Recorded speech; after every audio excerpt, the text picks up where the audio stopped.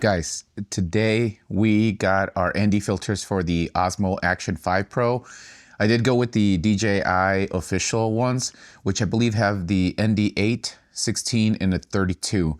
Also for today's vlog, we're gonna be completely on D-Log.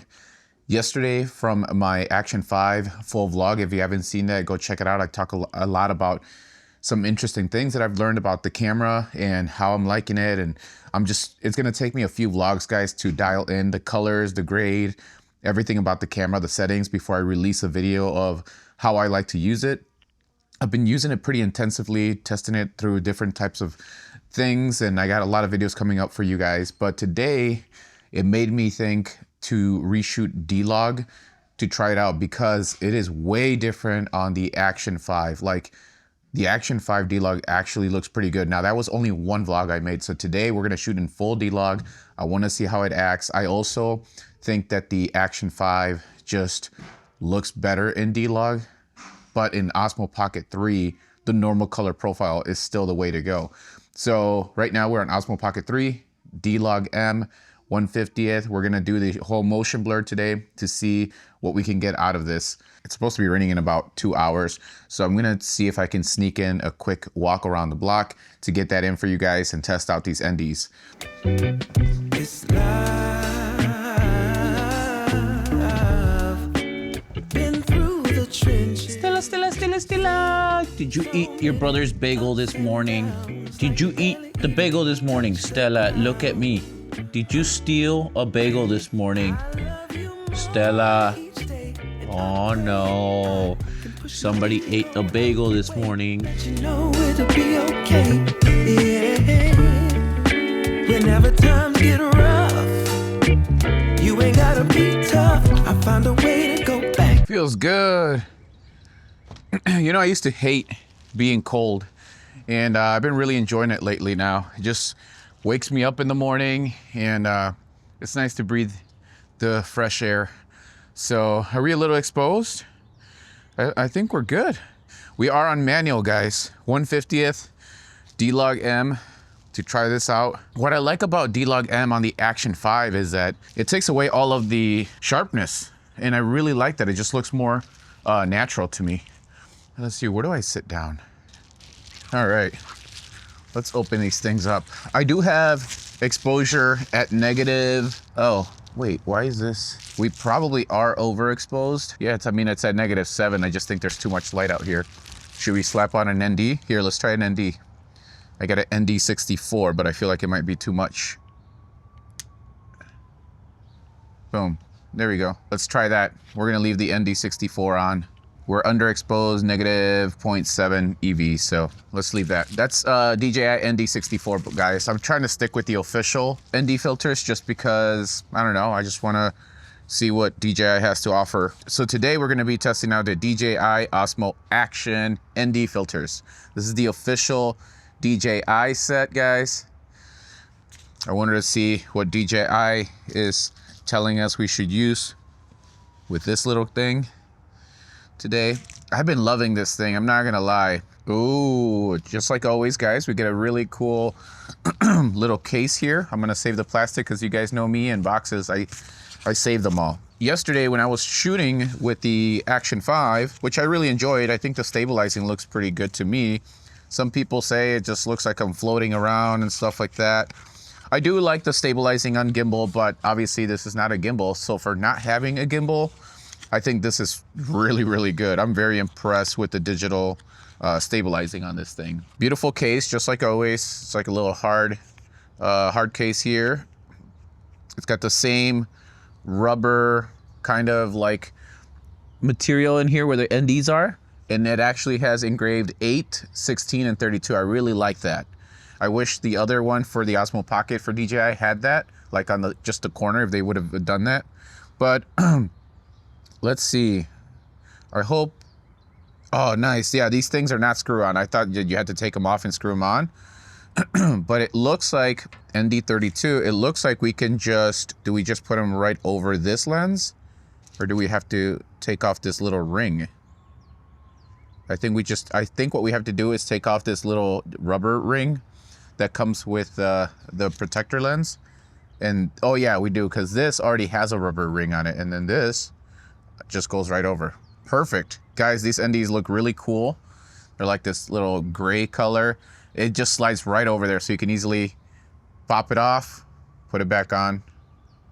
Boom. So I'll save this in here. I think ND32 is going to be the one we're going to be using today for this vlog. Let's try it. We're going to be shooting in D-Log, guys. I really like the way D-Log looked on this camera yesterday, especially because this camera is a lot sharper. I think that shooting in D-Log is the way to go with this camera. For the pros, if you want to, again, guys, not that the normal color profile doesn't look good. I think it looks perfect, and you don't need to do anything to it. So for those that just want to use the camera as is in normal color profile, I highly recommend it still. It looks great. The colors look great on it. If you want to bump up saturation, use the vivid color tone. So under color 10-bit, there is another option with the new update that you can pick out a tone, so you can saturate it and add a little bit more contrast. It's still going to give you an awesome color. But because this is very sharp, D-Log works really, really nice. And I believe the Mimo app can restore the color for you. So if you want to mess around with that, you can. But that would be just if you want to fine tune your image and whatnot. You don't have to. Obviously, you've seen the vlog yesterday. Yesterday, guys, these next few vlogs are going to be all tests. So take it for what it is. That's why I'm always say the settings that I use, so that way you can say, judge or say like, okay, yeah, that was a little underexposed. Yesterday's vlog was definitely a little underexposed, especially when I started. I had it at -1 because that's what I'm used to on this thing. And I've been playing around with this Osmo Pocket in -1, -7. I like -7 because it just gives me more light, but it's just kind of annoying that in post I do have to very often bring it back down. But then when I use -1, on this, it seems like it works a lot better on normal color profile because you have that secret sauce that lifts up the shadows. But on this thing, I don't even think this thing has the secret sauce, or maybe it does, but it just applies it all throughout normal color profile. So what I mean by that is that you don't have to have the holy trinity of exposure, which is auto white balance, auto exposure, and normal color 10-bit to get that HDR, or secret sauce as I call it, effect. Go check out the secret sauce video. I'll link it right here, and I talk all about it. I do different tests. I test D-Log, I test auto, I test manual, and you can see the secret sauce on this Osmo Pocket. Today, no secret sauce, guys. Manual exposure, 1/50th, ND filter, so we can have this cinematic, nice, smooth motion blur. That's what we're gonna try today, because I've heard that with this camera, because it uses digital stabilizing, I hear that the stabilizing suffers from it. So I just want to see what that really is, because everybody's saying this, but nobody's making a video of what exactly that looks like. Like, is it wobbly on the edges? Is it like, do I look blurry? Like, I don't know what it is. So we're gonna make a video today about it, and let's just look at the footage. Because yesterday I did -1 EV on this camera, on the Action 5, today I'm gonna bring it down to -7, just like I did with this one, and we're gonna shoot D-Log, see what happens, guys. Auto white balance for everything. The reason I do auto white balance is because I wanna be running in and out and vlogging, and I have to worry about exposure settings, and obviously I'm gonna have to take this off and on and throw it in my pocket just like this, because it's gonna be a pain. Like, if I have to stop vlogging with this to go inside the house, I'm gonna have to take this off, pull this out of my pocket while somehow holding this. Oh, I guess I could just hold it like this. This is a lot easier, but open this, take it off, put it in here, close it, put this in my pocket, hit record, and then continue vlogging. So it's just, for me, it breaks the flow, and it does reduce my speed when it comes to like just being efficient and staying in the flow. For me, because I freestyle my vlogs, I don't script anything. I just kind of have an idea of what I want to talk about. I just start going. Like, I don't bullet points or nothing. I have like maybe 3 points in my head, like, okay, let's talk about NDs today and test out motion blur. That's it. And then I go off on those topics. I go on a quick walk, and then we'll decide what looks good and whatnot. So because I do that, whenever I have to stop and put ND filters, and I forget, like, you guys know me, if you see my vlogs, like, I can shift, like, my attention just goes somewhere else real quick, and then I forget what I'm talking about. So that's gonna be the plan today. I'm gonna switch over now to the DJI Action 5 for the rest of the vlog. D-Log M, guys. I love the softness of the image that's coming from this, and actually with their DJI LUT conversion LUT, it looked pretty good. I'm still trying to tweak the colors on it. Now, I know that I got somebody in the comments, and that was not the first comment I got, but on previous vlogs, even on this one, that the grass out here just looks a little like unnaturally yellow or orange.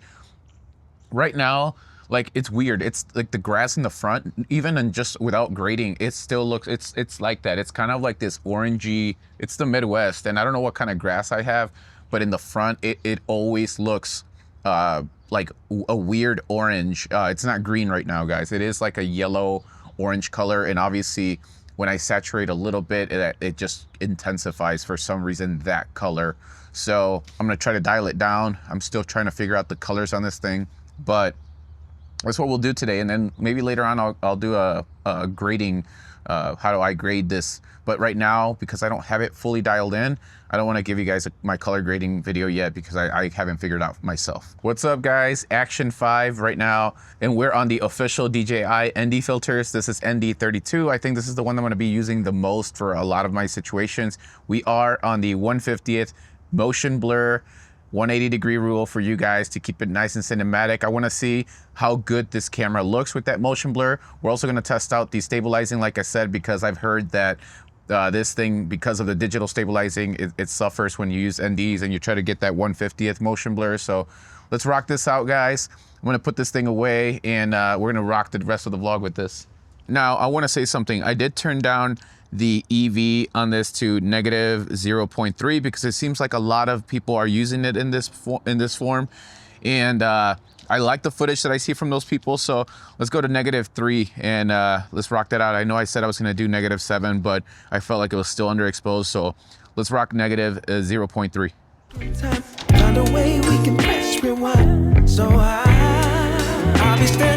All right, guys, here we go. I have to hold this on. ND32 activated. Whew, it's kind of cold, actually. We'll take I don't feel like walking downhill, so we're gonna go this way. All right, let's see what this whole motion blur thing is about, because a lot of people are saying, oh, you know, your motion blur is gonna suffer, and I hear that they don't like NDs and motion blur and stuff like that. So let's see what you guys think about this. Like, it does make the panning a lot cooler, I feel like. Like, I can just do this, and I can go like this. Real quick, I can show you guys the front, go like this. It does make things a lot, I think, smoother and just more cinematic, I feel like, when using this ND filter. So D-Log M, guys, auto white balance, because I'm trying, if I'm already gonna be slapping this thing on and off, I don't want to have another thing to keep adjusting. I want to lock in the settings, and if the thing I need to do is take this filter off, maybe what I'll do is I'll carry like a little microfiber cloth in my pocket, and when I take it off, I'll grab it and I take it off with that, and then I can throw it in my pocket. That way I don't scratch it or anything or get fingerprints. It's cold, guys, and it looks like that sun is not gonna come out today. It's crazy. We're supposed to be getting rain today all day, and then tomorrow we're supposed to be getting snow again. And then it's gonna be like 40s pretty much all week. I'm like, dude, what happened to that 70-degree weather? Just keeps playing games with me, and then people just keep getting sick. While I'm vlogging, pay attention to the motion blur. I do have it on rock steady. I think that's what I'm gonna be rocking. I know some people complain about the fisheye look or whatever. It's just a wide angle lens. I mean, it's a action camera. It's not really vlogging. You can, but this thing was mostly, I think, designed to get those cool action POV shots, you know, with like, being able to capture as much environment as you can and have it to be sharp, you know. The Osmo Pocket was designed to film a human face with a blurry backdrop. So because that's what, you know, we need for vlogging, and it just makes more sense. The thing I don't like about the Osmo Pocket is the D-Log. I don't know, maybe I was wrong about D-Log, but it was, I mean, that was my first DJI camera that I had. So when I tested out D-Log, I'm like, man, what are people talking about? This stuff sucks. And my friend told me that he did a drone job for me recently, and he told me that D-Log sucks too on his drone. I don't know what version drone he has. It could have been like an older model or one of the first ones that has D-Log in it. But maybe D-Log for the Action 5 has now come up a lot. Like maybe they've improved it quite a bit. I don't know the difference between the time that the Osmo Pocket 3 came out and this came out, but whatever they are doing with their sensor, I don't know if it's like an update thing they need to do on the Osmo Pocket to improve D-Log, or if it's just like, that's just what the sensor is. I really like the colors on this Action 5 actually, especially in the D-Log, which I'm very surprised. I wasn't even gonna try D-Log on this thing, but I was like, you know what, let's give it a try. Let's see what happens. I might be a little overexposed right now. I'm glad I went with the negative 0.3, which it looks like that's the one that people are using right now from all the videos I've seen on this Action 5. And honestly, even the Osmo Pocket 3, like when I look at it, people tend to be using -3, but I feel like a lot of those people that I'm watching are shooting D-Log because that's what's been sold, like D-Log, D-Log, D-Log. And it makes sense because I feel like D-Log, if it is like other log profiles, they do work better when you give them a little bit more light or overexpose them a little bit more, because they can recover some of those highlights. But with normal color profile, because they add the extra processing, even when you turn down the -3 sharpness, -2 or -2 sharpness or texture, -2 on the noise reduction, the normal color profile still looks a little bit sharper. I noticed that this morning. I woke up and I looked at the vlog I just posted, and I was like, yeah, the normal color profile is a little bit more processed, which is fine. I don't have a problem with that. I also noticed it's more processed. I do see the secret sauce on the Action 5, but it works different. You don't need the exposure triangle like you do in Osmo Pocket 3. If you don't know what I'm talking about, go watch my secret sauce video on Osmo Pocket 3, and then you'll know what I'm talking about here, about the triangle and the secret sauce. I think as long as once you pick normal color profile, whether you go manual or not, the secret sauce is just always there, which is nice because you can actually use manual, still get the secret sauce. It should work like that on the Osmo Pocket 3, but for some reason, if you go to manual, it takes off the HDR mode or whatever secret sauce look. So I don't know. So in that case, then I think you would have to bump up the EV to like -0.3. I don't know. It's just really confusing. Like I said, for some reason I get a little tired with this camera, just like holding it like this. So maybe a little selfie snap-on stick might be good for this, but I'm not gonna use it. I don't think, I'm gonna order it because sometimes I might wanna do like a talking head video and I need a little tripod for it. On the little screen right now, guys, I look like I'm pretty well exposed. Looks like -0.3 is the way to go with D-Log. Or when you don't get the secret sauce. I can't feel my hands. I should have brought some gloves. So we made this walk a little short. I hope you guys are enjoying these vlogs. I'm gonna try to go a little easier on the color grade on this one. Anyways, all right, it looks like I'm underexposed when okay, it adjusted there. So it does a pretty good job at, I think, exposing me. Like I'm seeing it adjusted right there. I do really enjoy the auto recovery LUT that you can put over this while you're filming, because it's more enjoyable to see yourself in color than in log footage like you do on the Osmo Pocket 3. So DJI, if you're listening to this video or somehow I come up, please add the auto recovery color to D-Log on Osmo Pocket and just get it together with the HDR thing, because it doesn't make sense the way you guys use it. I understand if you use normal color profile like you do on this one, and it applies it no matter what, as long as you're in normal color profile, that makes sense to me. This right here with normal 10-bit color, we're in D-Log, but this camera, when you use normal 10-bit color, it has the secret sauce throughout the whole thing, whether you use manual or whatever. It does the sharpness, it does the HDR thing, and I like it. I like it. It makes sense, because that's like your default setting for people that just want to use this thing on auto. It makes sense. But when you have it on the Osmo Pocket 3 and you have it on normal 10-bit and you change it to manual, you just take it off. So I think that's pretty confusing, especially if you're a beginner and you're like, hey, I want to try the motion blur thing. I want to buy some NDs. And as soon as you switch it to manual, everything gets wonky and the image gets weird, but you don't know, you're not like a professional or anything, so you don't know what's going on. So if you can adjust those settings to what this is, that would make the Osmo Pocket a lot better. And I think maybe D-Log is going to work a lot better on Osmo Pocket. So I'm gonna give it another try, guys. The beginning of the video was D-Log M 1/50th manual, auto white balance. And yeah, so we're gonna edit that. We're gonna edit this, and we're gonna see how that looks like. My next video I have coming up, guys, is going to be, I'm gonna talk about the differences between the Osmo Pocket and the Action 5 now that I've gotten a hang of using this thing. And I don't really need too much with the NDs. Like I kind of get it, you know, this walk and this footage and the -3 is gonna make sense for me. I've already been using this vlogging inside stores in my car and everything. I think I got enough information to make the video and just to put out my opinion on there, okay? So that'll be the next video coming up after this one. So thank you for watching. Again, guys, D-Log M, auto white balance, and -3 EV. Today we are testing out the NDs from DJI. You guys let me know how they look. They were very easy, they're well built. I like the case, I like everything about them. So I highly recommend them. If you are going to purchase them, obviously check out the affiliated links below and help a brother out, get some Chipotle, and I'll catch you guys on the next one. Peace.